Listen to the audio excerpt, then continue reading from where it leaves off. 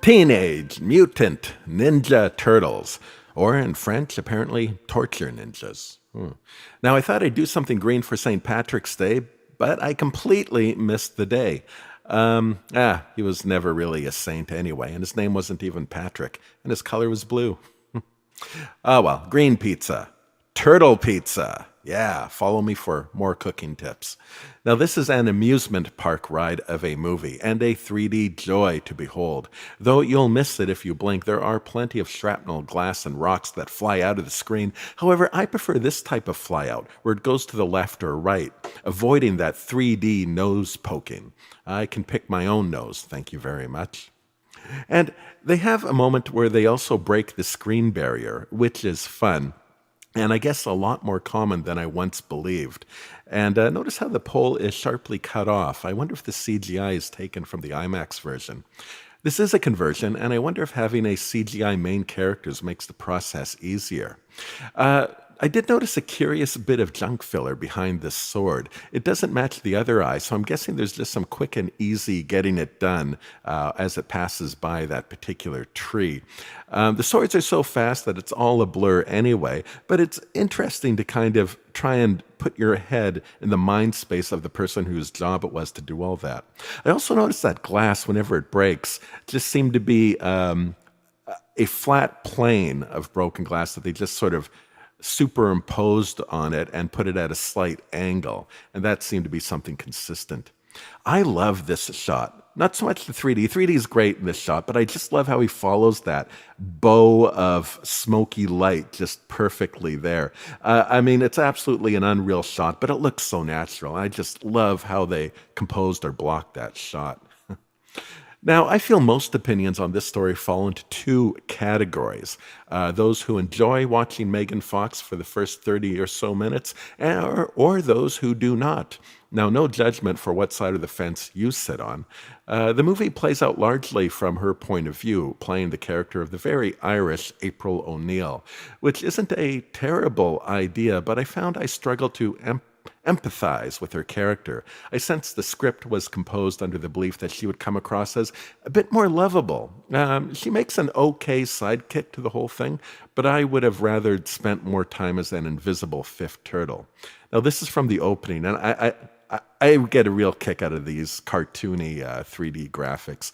When 3D was a new thing, I was surprised. I thought they'd convert a lot more cartoons, like the old DC ones. I thought those would make excellent, quick and easy conversions, but I was surprised that that never happened. Now, the movie doesn't really begin until about midway through, but it's all well worth the wait, sliding through the sewers or later down the mountains or the fantastic rooftop karate battle. The exposition may be a little too long for a Turtles movie. When this was made, there was already 40 years of cartoons, comics, and movies. The Turtles just didn't need an introduction. And the action scenes are so well thought out that they're fun in a visual way. And for the most part, you don't care what the plot is. You just love watching them kick and twirl and jump up in the air and just beat up people and smash around. And that's what it's all about. I mean, anyone who's interested in seeing this movie probably knows everything they care to know about the Turtles anyway. However, the backstory they did provide turns out to be very similar to The Amazing Spider-Man, which came out a couple of years earlier. Parents involved in top secret lab stuff, kids orphaned because the parents were trying to do the right thing. So, although it's not needed, we do learn that the turtles were given a syrup that made them grow into humanoid bodies. Leaps of evolution, which I was kind of chin-scratching watching this, kind of thinking, there is a kind of elitism to evolution, that a fish is a dumbed-down snake.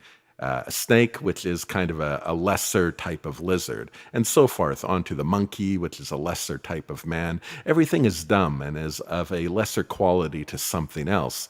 But to sort of quote the writer Larry Niven, a turtle's mind works as well as mine does, only differently. And because a mind does not seek the same purpose as mine, does that make its engineering any less? And why should a supercharged turtle bear any resemblance to me? And I was thinking, I was finding it rather arrogant to believe that that would be the case. And perhaps, when I really went down this rabbit hole, perhaps it's worse than that. If a turtle is just a lesser me, then it stands to reason that I too exist as a lesser something. And with that in mind, why would I accept any aspect of my life or those around me as being just okay the way they are?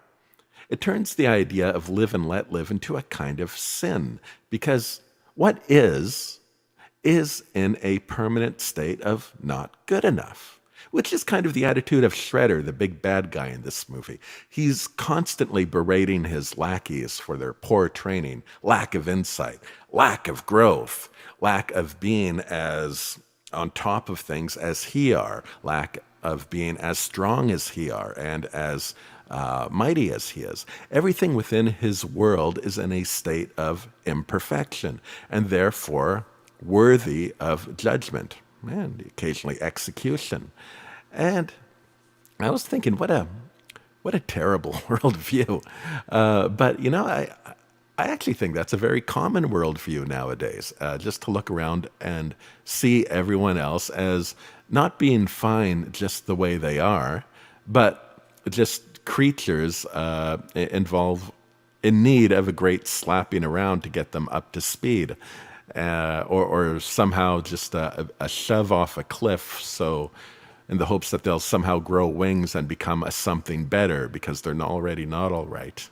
What if the true turtle power isn't being better than anything, but just the capacity to enjoy your pizza?